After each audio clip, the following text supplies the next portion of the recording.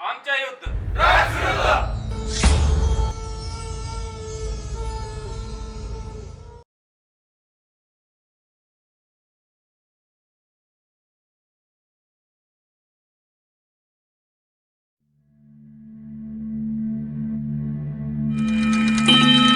माननीय जज साहब, सारे सबूत और गवाह अदालत में पेश किए गए हैं जो मुस्लिम पारुद को स्पष्ट रूप से मुजरिम ठहराते हैं.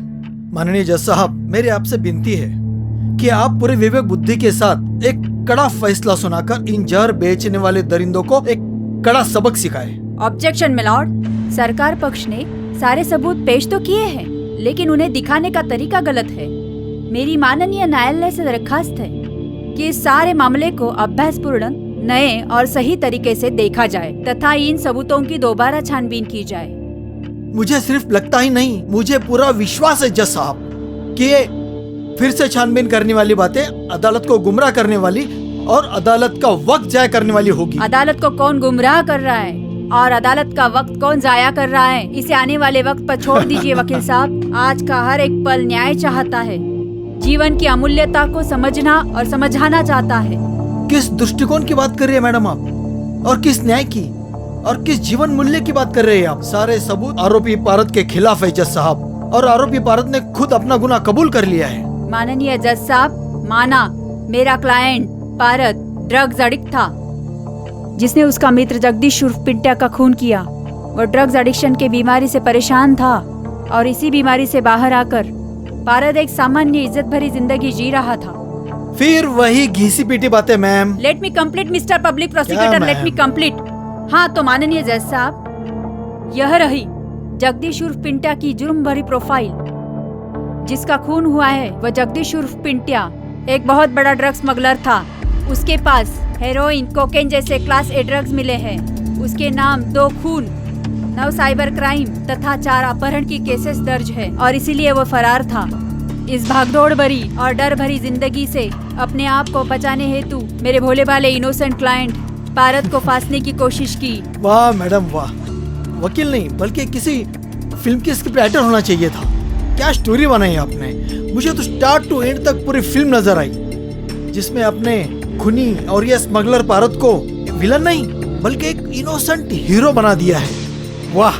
Thank you for appreciating the story वकील साहब, लेकिन हर स्टोरी फिक्शन नहीं होती.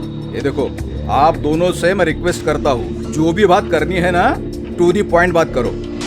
आई बात समझ में? Yes sir.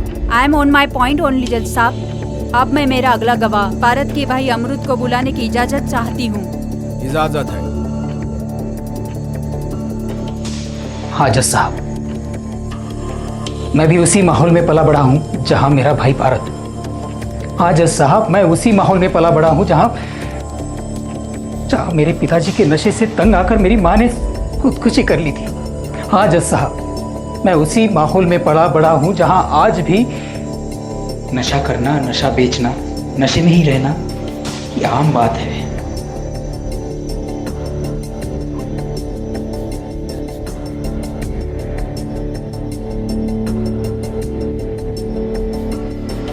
अरे वो पैसे लाइट में के क्या करोगे लाइट का? पढ़ोगे?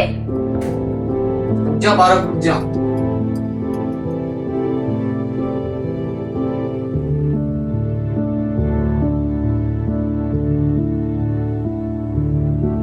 पारद, बात सुनो पारद. पारद, पारद रुको तो. पारद, पारद रुको पारद. क्या है? आखिर क्यों बड़ा बनाना चाहते हो मुझे? तुम्हें समझ में क्यों नहीं आता? आदमी बड़ा हो या छोटा, आखिर सब मर जाते हैं. तुम जो इन पुतलों को देख के खुद को बड़ा बढ़ाने की सोचते हो ना, ऐसा कुछ नहीं होता. तुम्हें लगता है ना ये पुतले खुद को हार पहनाते हुए देखते हैं? ऐसा भी कुछ नहीं होता. ऊपर ना सिर्फ बादल होते और बादल में कोई नहीं होता. अमृत, इन सब दुखों से छुटकारा पाना चाहते हो ना, तो लाइफ में एक ही चीज है, नशा, कैफ, कैफ. फर्क सुनो पर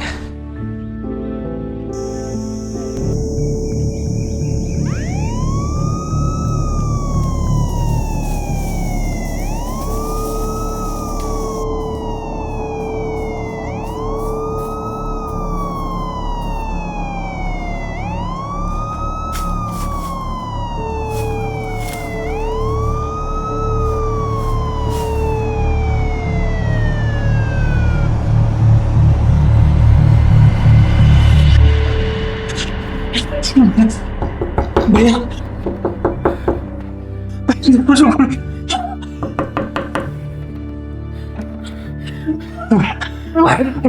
मुझे बचा लो भैया। खाली इस नशा को नहीं छोड़ो भैया। ये नशा नशा मुझे नहीं छोड़ रहा भैया। भैया मुझे बचा लो भैया, बचा लो मुझे भैया।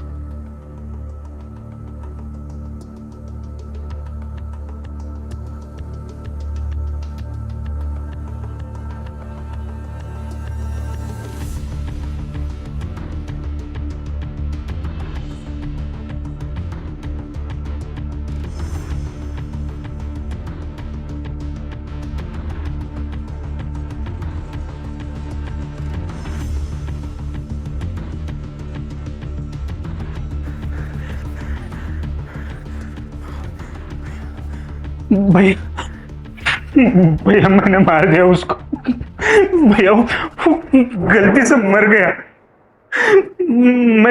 मैंने कुछ नहीं किया था भैया। उसने मेरा ही मोबाइल चुरा के मेरे ड्रग्स बेचने के कुछ वीडियो बनाए थे भैया।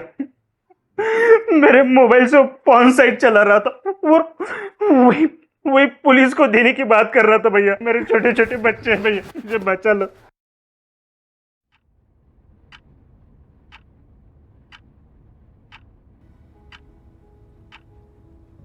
वो बदल चुका था जज साहब। वो फिर से अच्छे मार्ग पर चल पड़ा था। इस नशे की बीमारी से निकलकर वो खुद एक नशा मुक्ति केंद्र चला रहा था जज साहब। इस अमली पदार्थ के सारे धंधे की जो कुछ भी खुफिया जानकारी है वो सब उसने पुलिस को दे दी थी, पर फिर से उसका अतीत उसके सामने आकर खड़ा हुआ और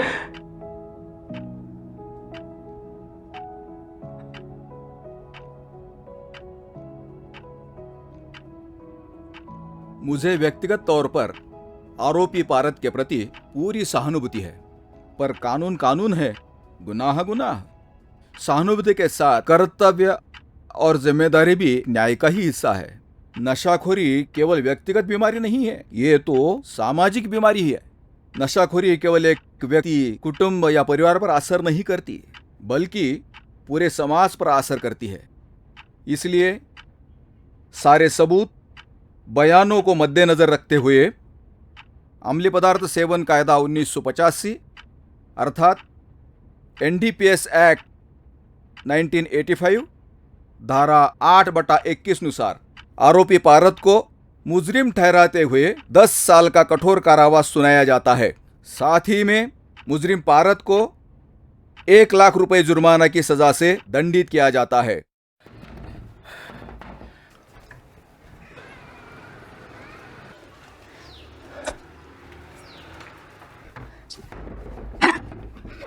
मेरे छोटे छोटे बच्चे हैं, मुझे बचा लो, मुझे बचा लो।